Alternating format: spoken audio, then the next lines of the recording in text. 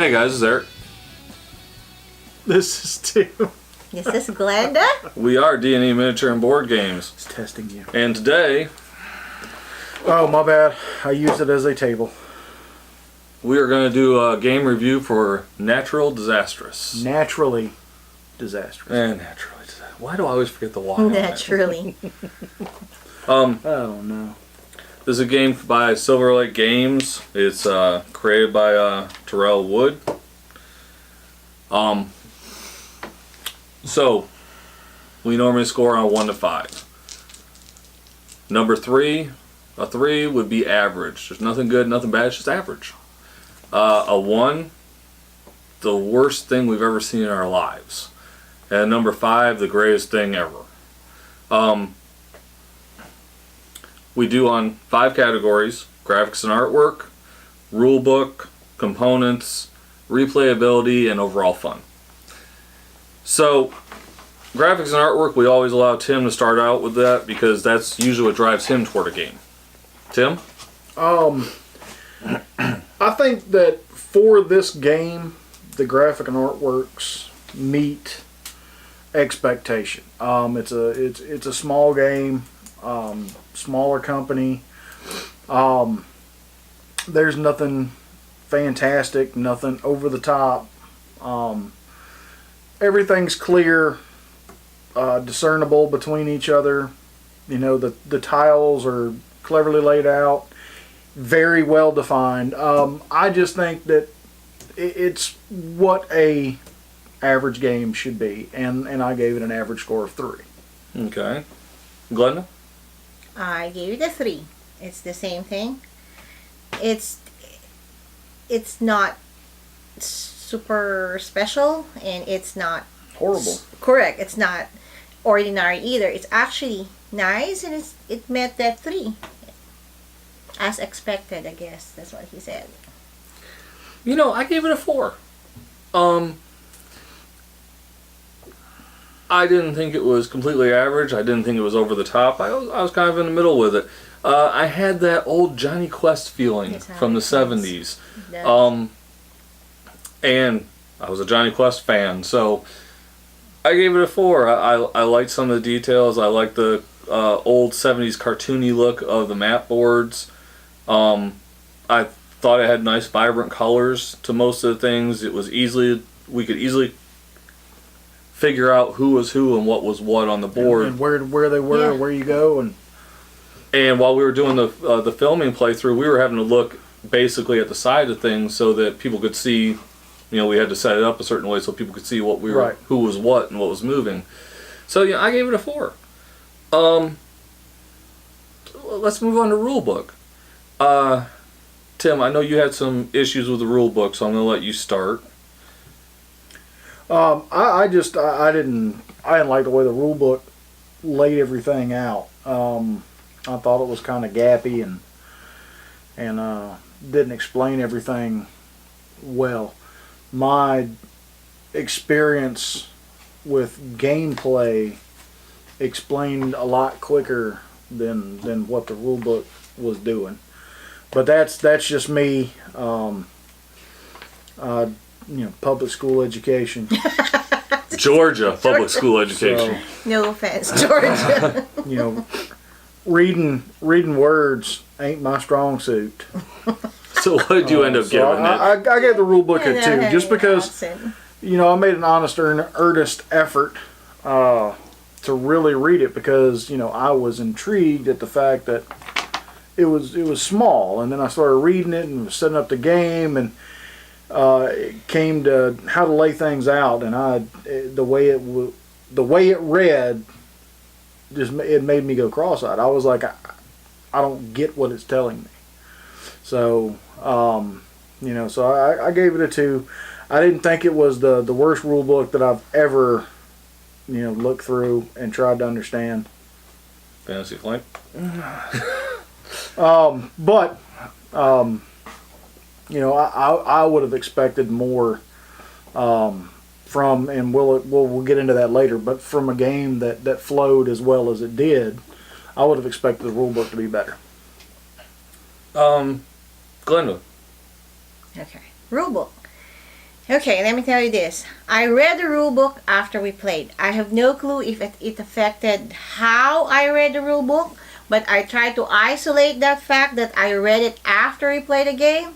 I gave it a 4, actually. You read it from top to bottom. It's like how you play it. If you really read it, it's like, do this, do that. That's how it laid out. Oh, I'm sorry, I thought she was about to take a shot at me. You read top to bottom, left to right, sir. Actually, this is how you played it. It's the only difference, and again, for this kind of game, I think, they did it, it's not itemized, it's not like, coming back over what here? do you call that, bulleted. It's actually just from start to bottom to the beginning. That's how you play the game. And for the scenario, they actually explain it. So I thought it was actually very comprehensive. Why do I keep coming over here? That's a 4. Because you like getting beat up. All right. Rule book. I gave it a 4 as well. I felt that it flowed real well. We were able to set up real quick. The only couple of issues I had with it, and it may be something I overlooked, and I will admit that I may have overlooked it because a lot of times what we'll tend to do so that we can accurately say yay or nay on something is we'll read the rule book 30 minutes before we start playing. Then there's other times where We've read it for weeks and we still don't get it. Still can't get it. This wasn't one of those. My problems with the rule book was, and are, and it may be in there, but I still haven't found it. When you're probing, are some of these things automatic? And when you have a natural disaster like an earthquake, the lava, the floods, does that mean you can't go into those zones? It doesn't really say you can or can't. We just assumed you couldn't, so we didn't. There was the other thing while we were doing the setup and we were doing the placement of the discoverable items. Can they all go on the same square? We kept getting the same stuff and we couldn't find anything that said that it couldn't or that it should go. You should re-roll. Now, as I said, we'll admit we may have overlooked it. But that means that it doesn't flow real good. But that's why I gave it a 4. But you have to go through it again. Okay, Tim. That's probably the worst score you gave on a rule book, by the way. Well, we haven't done the other ones yet. Yeah. All right, components. I gave components a 4. They're nice. The cards explain everything. If you look on the side, it actually explains the turns and everything. I like that. I like the fact that I don't have to flip through a book and I can go, oh, these are my actions. This is my turn. And they're standees, and I know it's not our typical. We're a miniature. We like miniatures in our games. But, I don't hold that against it. It's a smaller company. Mm-hmm. So it's different. That makes it different. I gave it a 4 on components. Glenda? I gave it a 3. It just goes along with the graphic and artworks. It's just everything you need is there. I love the tiles. Everything's there, and nothing super great, nothing super bad, not so ordinary, and it's a 3. I agree. 3. I think for the style game it is and the way the gameplay rolls, the standees are great. I love it. Mm-hmm. It adds, because you're right. It feels like a retro. It is. This when I was reading through it and looking at everything and reading the cards and stuff like that, what popped in my head was like slasher, old, really bad B horror movie, like over the top. Yeah. Over the top, well, the aliens are, bug-eyed, weird-looking, whatevers. And then you got the man in black, the mad scientist, and all these other, ghillie suit wearing people trying to kill you and stuff. I thought it was great. So I gave it a 3 because, you don't have miniatures, not that big an issue. The stands, they're thick. These they don't fall over. They're not going to bend. They're not going to. Yeah, they're not going to fall over. you know, the little stand doesn't slide off of them. You know, of course, that's right away, of course. But, you know, I think it did what it was supposed to do. Mm-hmm. You know, nothing horrible and nothing fantastic. But I think it's exactly what you would expect from a game of this caliber. Glenda, did you give your score for Yes, you did. Oh, okay. Replayability. I gave it a solid 5 on replayability.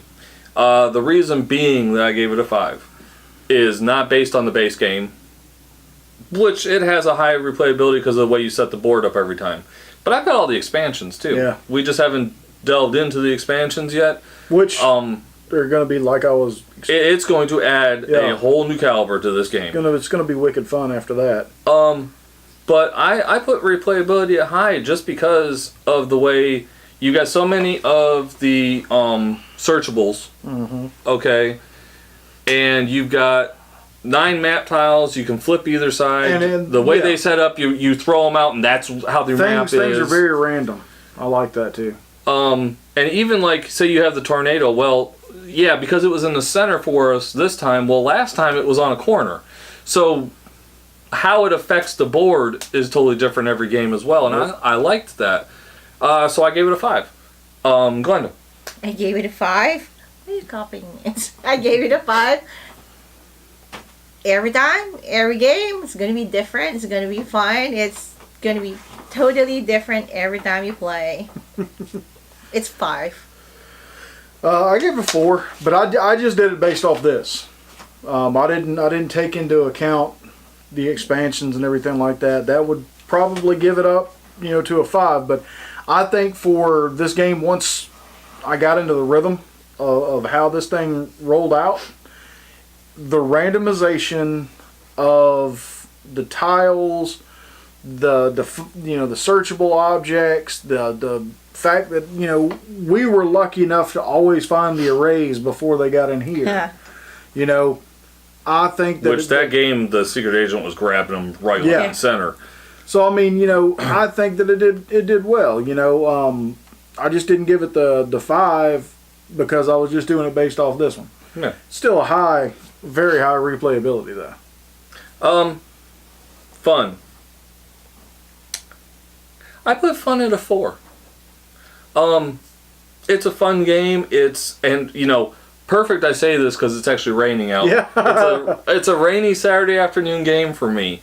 I enjoyed it. It's quick. It's quick to set up. It's quick to play. It'll be quick to pick up.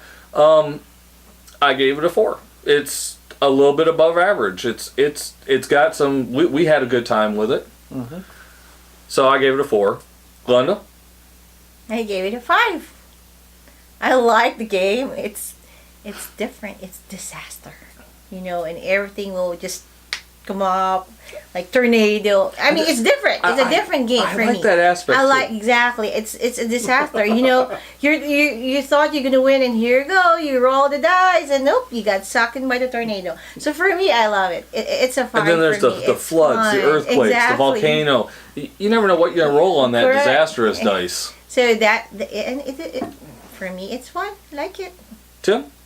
I gave it a 3. It really does what it's supposed to do. I mean, it's an overall fun game. It's definitely something, it's perfect for a day like this. I was telling Eric in between takes that it reminded me of a pocket game.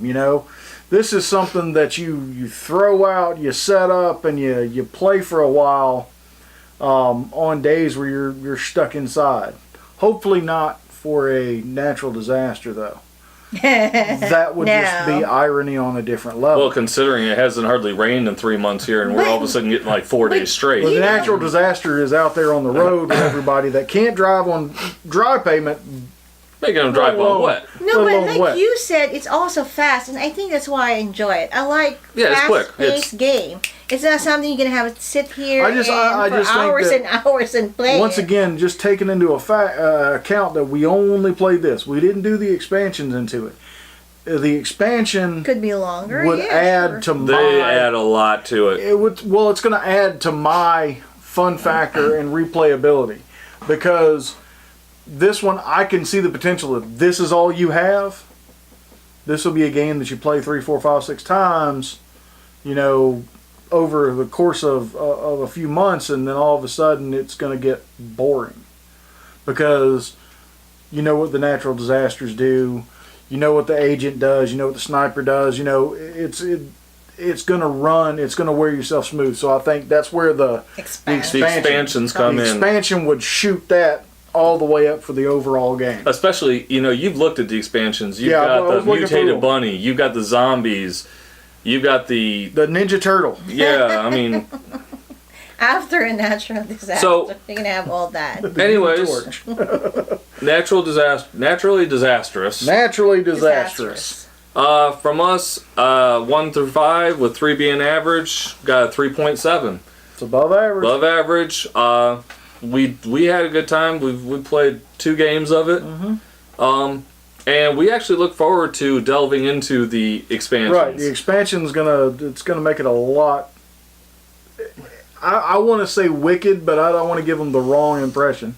It's when you play it, you'll understand that at first there's nothing. You don't want anything else, you know. But the expansion is gonna give you things that you do want, but you don't want. But they're going to chase you down. Right. They're looking for you.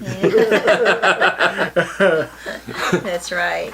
But anyways, guys, 3.7, above average score.